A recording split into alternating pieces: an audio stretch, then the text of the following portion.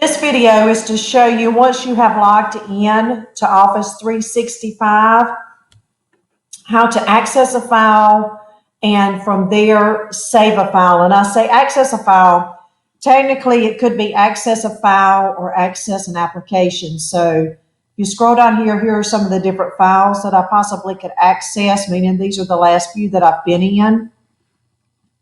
But let's say I want to go into Word, Excel, or PowerPoint to do my assignment.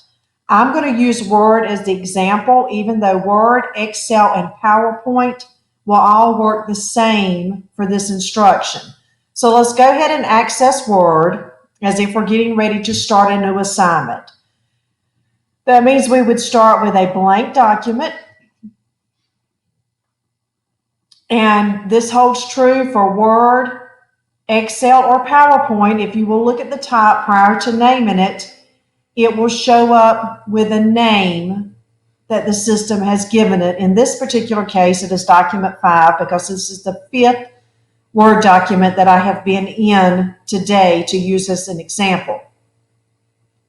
So first thing I want to do is go ahead and save it. So I will come over here where it says File. I will click on File and Save As.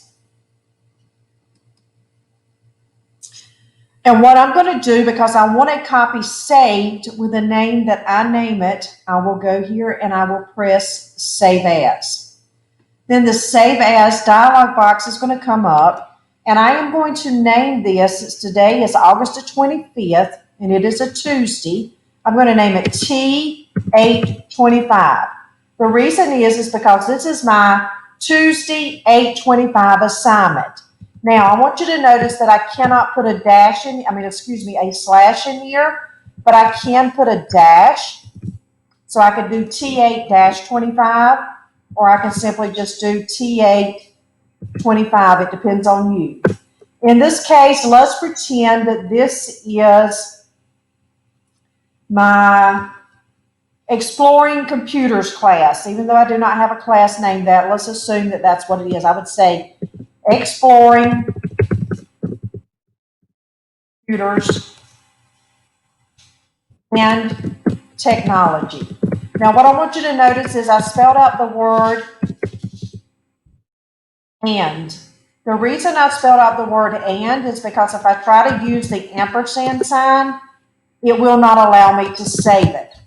So this would be my Tuesday 825 Exploring Computers and Technology assignment. Am I telling you that's the way you have to name it? No, I want you to name it in a format that is logical to you. In this case, it would be extremely logical to name it something very similar to this, because if you have to go back into Google Classroom, or if you need to pull this assignment up 2-3 weeks later to build on it, you will know that you need to go back to the Tuesday 825 class assignment that is associated with Exploring Computers and Technology. So now that I have saved it, or now that I have put the name in, I'm going to click on Save. And let's go ahead and do our work. This is my work for today. Well, obviously that's not our work, but this is for example purposes. I'm going to come here again, press on Save As, and press on Save. Now, what's going to happen, and the reason I'm showing you this is because this is different than what you've seen in the classroom when we've used this in the past. It is not going to let me resave it. Please understand the reason why it's not going to let me resave it is because it is automatically saving with us working on the internet. So it's very similar to Google Docs in that it automatically saves. So I'm going to hit Cancel. And what I want you to notice is that after we saved it the first time, it changed the name from Doc5 to the actual name we saved it. So now, if we try to go in, the only thing we could do if we choose Save As is change the name of it. But this is saving like Google Docs does. So once you've named it, you have the name you need, and it will save the information. So I have showed you how to save using a name that would be appropriate and make it easier to keep up with your different classes. Now what I'm going to do is I'm going to show you how to take this online version and get it into your Google Classroom. Okay, I made a noise because I want you to listen. This is an important part of the video. I'm pointing this part out in the Zoom that when I clap my hands, this is what you need to know, not only from my class, but possibly for other classes. There are two ways that you're going to get this information in Google Classroom. Well, which way are you going to use? It will depend on your computer. For example, what we have found so far is if you're using the school's computer and you are on a different network that is giving you the internet connection, you are going to need to use this method right here, which is where you see my mouse moving, the share. If you're on your personal computer, you will do it here.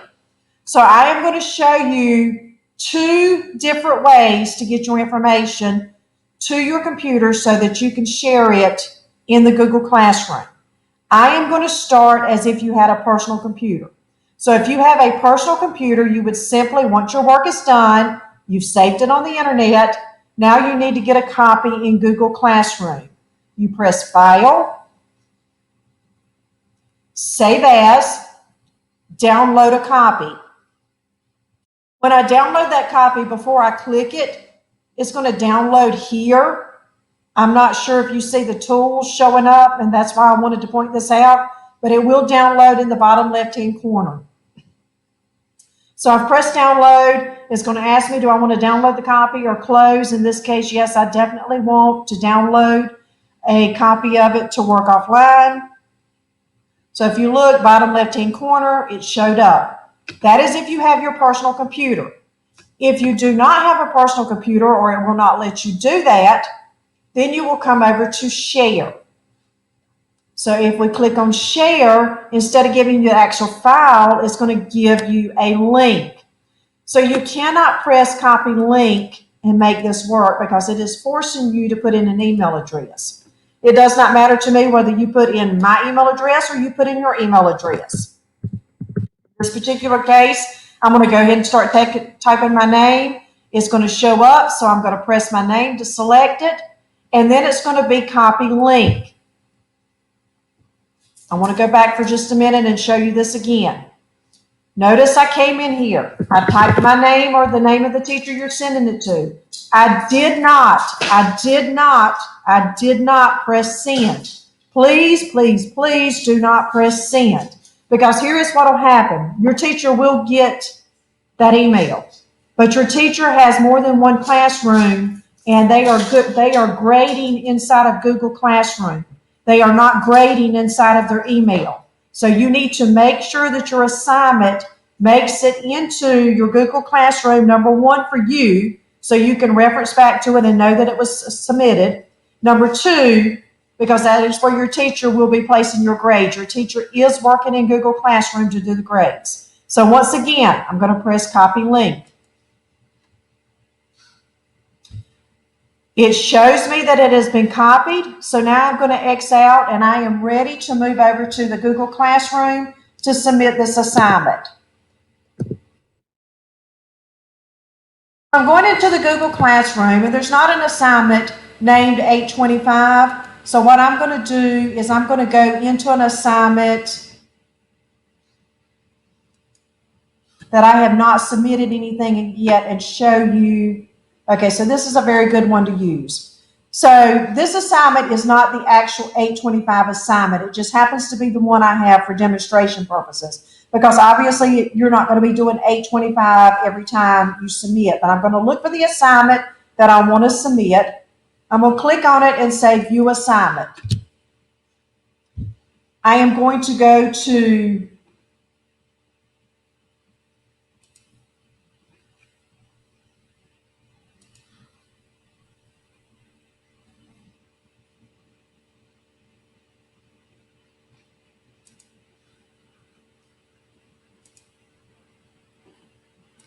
Okay, so I'm going to go into an assignment and I'm going to show you how to submit. Understand that I am not uploading the assignment in the correct place. Please listen to what I'm telling you.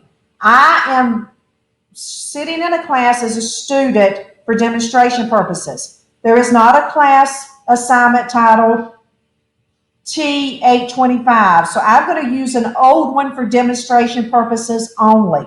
But depending on what your assignment is, you go to where the correct assignment location is, Click on it, then click on View Assignment. And this should be something you're already familiar with. So now we're ready to submit our document for grading. So we're going to do Add or Create, and we've got two choices. If you did it the first way, where we downloaded a copy, it's going to be File. If you did it as a share, then it's going to be a link. So I'm going to show you the first way first, which is where we downloaded a copy as a file. So I'm going to click on File. I'm going to go to Upload, Browse, and because we downloaded it, it's going to be in the download folder. Well, it just so happens that my computer defaulted to downloads. But let's say your computer did not. Let's say your computer showed up under Documents. What you're going to need to do to get to Downloads is you're going to come right here and click on the word Downloads. And then you'll be back in the download folder. How do I know? Because I can look up here and it tells me this PC downloads. Now, one of the ways to make this very easy on you is you notice that the very top assignment is 825. What's going to happen when you go in, it's probably most likely going to be in alphabetical order. But I don't know that you want to work in alphabetical order. So if you do not want to work in alphabetical order and you want to work newest to oldest, if you will come right here where it says Date Modified, click on Date Modified, you'll notice the most recent assignment that you were working with or most recent file that you were working with shows up at on the top. So it goes newest to oldest.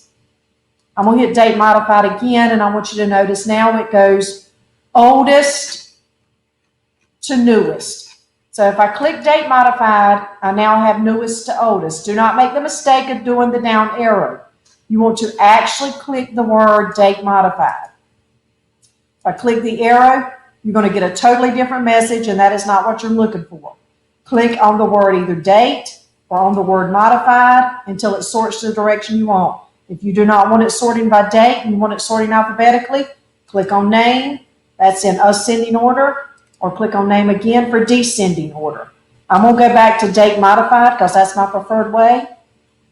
I'm going to click on the assignment I need to upload. I'm going to press Open. And it is now attached. So the other way is the share. And if you have to do it with a share versus a download, then you go to Add or Create. You click on Link. Then you can right-click and left-click the word Paste. And you can say Add Link. So if you look, it's now showing up as a Word document here, and here it is showing up as a link to that file. So now we're going to press Turn In. It says 2 attachments will be submitted, so I'm going to hit Turn In. Now you'll notice that they're both turned in, and what I'm going to do is I'm going to go back and I'm going to click on each one of them so you can see what is actually in there, so you as a student can do this also.